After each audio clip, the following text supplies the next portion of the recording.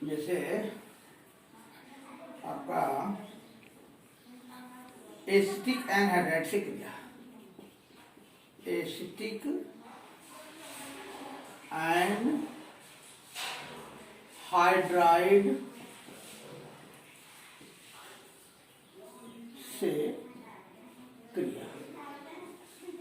तो ध्यान से देखिएगा, एसिटिक एनहाइड्राइड का फार्मूला होगा CH3CO का होल ट्वाइस O, और इसकी क्रिया हमें कराना है ROH से, एल्कोहल से। तो बच्चों इसको थोड़ा खोल करके भी लिख सकते हैं, इस तरह से देखिए, CH3CO, CH3CO और ये O इस तरह से।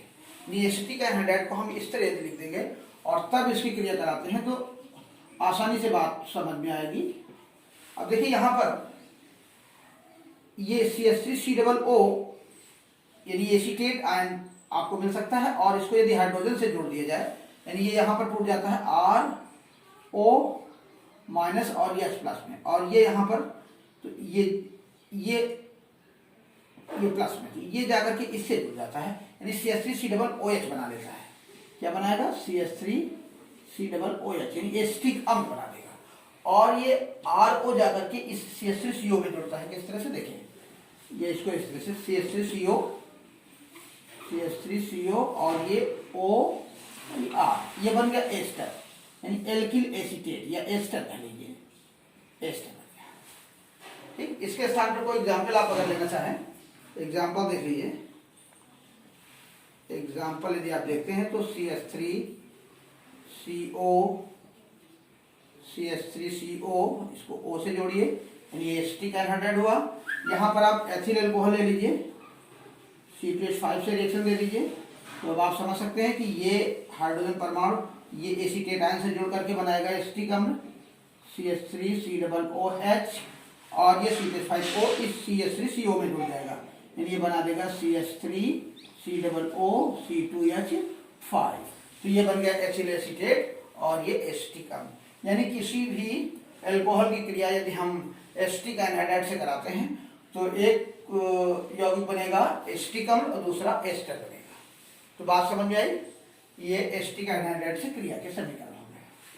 अब अगला देखिए, ग्रिग्नार्ड अभिकर्मक से क्रिया करा लीजिए। ग्रिग्नार्ड अभिकर्मक से क्रिया कराइए। तो ग्रिग्नार्ड अभिकर्मक का फार्मूला तो आप जानते ही होंगे, RMgX,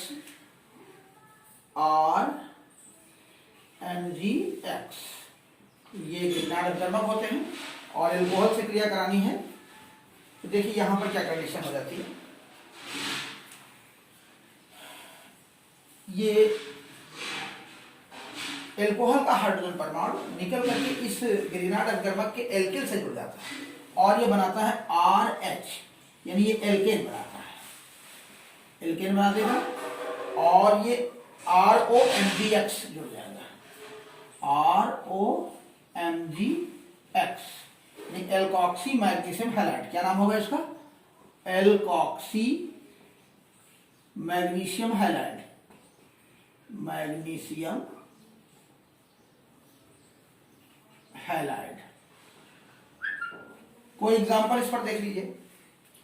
एल्कोहल में चलिए लेते हैं C2H5OH यानी एथिल एल्कोहल, और यहां पर लेते हैं CH3MgBr, मेथिल मैग्नीशियम ब्रोमाइड, ये लेते हैं। अब मैंने आपको बताया कि एल्कोहल का हाइड्रोजन परमाणु निकल करके इस ग्रिग्नार्ड अभिकर्मक के एल्किल से जुड़ता है यानी ये हाइड्रोजन परमाणु इससे जुड़ेगा, तो ये बन जाएगा CH4 यानी क्या बन गया? मेथेन, मेथेन बन जाएगी, और ये C2H5O इस MgBr से सीधा जुड़ जाएगा यानी ये बनाएगा C2H5OMgBr, एथॉक्सी मैग्नीशियम ब्रोमाइड। क्या नाम होगा? Ethoxy magnesium bromide. ये ग्रिग्नार्ड अभिकर्मक से आप किसी कोई भी ग्रिग्नार्ड क्रमांक आप ले सकते हैं। अगर यहाँ CH3 लेते हैं तो मेथेन बनेगी, CH5 लेंगे तो एथेन बन जाएगी। इस तरह से कोई भी ग्रिग्नार्ड क्रमांक आप ले करके और किसी भी अल्कोहल से आप अभिक्रिया करा करके एल्केन बना सकते हैं। ठीक, इसके बाद अगला इसका रासायनिक गुण देखेंगे। अब आप थायोनिल क्लोराइड से क्रिया करा लीजिए। थायोनिल क्लोराइड से क्रिया। थायोनिल क्लोराइड का फार्मूला आप जानते होंगे, SOCl2 और एल्कोहल होता है ROH। SOCl2 से रिएक्शन दिखा दें तो देखिए यहां पर क्या बनता है। यहां पर एक हाइड्रोजन का परमाणु यानी क्लोरीन का परमाणु निकल इससे जुड़ जाता है एल्किल से और ये बनाता है RCl प्लस एक हाइड्रोजन का परमाणु यानी क्लोरीन का परमाणु इस हाइड्रोजन के साथ जुड़ करके बना लेता है HCl और ये ऑक्सीजन इससे जुड़कर बनाएगा SO2 यानी SO2 गैस। बात समझ में? इसको डार्जन अपक्रिया भी कहते हैं। यानी जब किसी अल्कोहल की क्रिया थायोनिल क्लोराइड से कराते हैं तो एल्किल क्लोराइड बनते हैं। यह अपक्रिया डार्जन अपक्रिया भी कहलाती है। हेलोएल्केन में मैंने ये रिएक्शन आपको पढ़ाई है। अब यहाँ पर कोई एग्जांपल देख लीजिए। जैसे लेते हैं आप C2H5OH प्लस SOCl2 तो ये बनाएगा C2H5Cl, C2H5Cl एथिल क्लोराइड और एक क्लोरीन इस हाइड्रोजन से जोड़ करके आप बनाइए HCl और एक SO और ये ऑक्सीजन जाकर के इससे जुड़ेगा और सल्फर डाइऑक्साइड गैस बनाएगा। ये कुछ बात समझ में आई? यानी एल्कोहल की क्रिया जब हम थायोनिल क्लोराइड या थायोनिल ब्रोमाइड से करा दें तो एल्किल क्लोराइड या एल्किल ब्रोमाइड बनते हैं। यह अपक्रिया डार्जन अपक्रिया कहलाती है। पिछले चैप्टर में मैंने आपको ये पढ़ाया भी है। अब देखिए PCl5 से क्रिया, PCl5 से क्रिया फास्फोरस पेंटाक्लोराइड से क्रिया किस तरह से होगी। तो एल्कोहल ले लेंगे ROH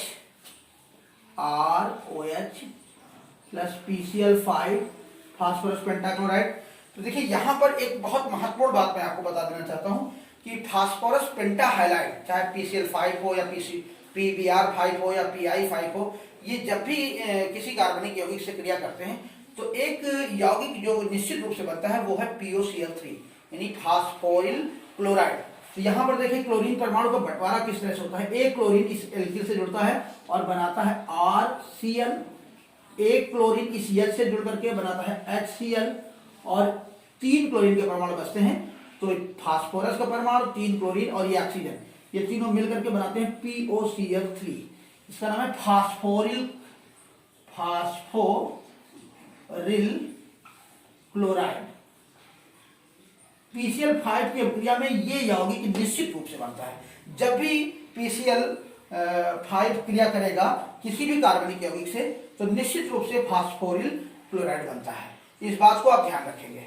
अब यहाँ कोई एग्जांपल आप अगर लेना चाहते हैं तो C2H5OH यानी एथिल अल्कोहल की क्रिया हम PCl5 से कराएंगे तो क्या बनेगा। C2H5 के साथ एक Cl जुड़ेगा यानी ये बनाएगा C2H5Cl एथिल क्लोराइड और एक हाइड्रोजन का परमाणु इस क्लोरीन से जुड़ करके बनाएगा हाइड्रोजन क्लोराइड और एक PO और ये 3 Cl इधर है POCl। तो कुछ बात समझ में आई। तो ये कुछ रासायनिक गुण जो मैंने आपको एल्कोहल से संबंधित बताए हैं, इनको भी आप नोट करें और कहीं कोई दिक्कत हो तो समझ लीजिए। एक बार फिर से देखें। एसिटिक एनहाइड्राइड से अभिक्रिया कराने पर एल्कोहल विशेष रूप से क्या देते हैं, एक कार्बोक्सिलिक अम्ल यानी एसिटिक अम्ल बनाएंगे और एस्टर बनाएंगे।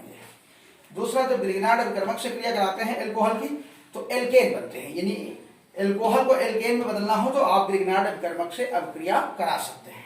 इसी प्रकार यदि आपको एल्कोहल से हैलाइड बनाने हो, विशेष रूप से क्लोराइड या ब्रोमाइड, तो एल्कोहल को अगर क्लोराइड या ब्रोमाइड में चेंज करना है तो आप थायोनिल क्लोराइड से करा सकते हैं, यानी डार्जन अभिक्रिया के द्वारा इस रिएक्शन दे सकते हैं। इसी तरह PCl5 से भी आप क्लोराइड बना सकते हैं। ठीक है, बात समझ में आई। तो इसको नोट करिए। अगर कहीं कोई डाउट है तो आप मुझसे पूछिए।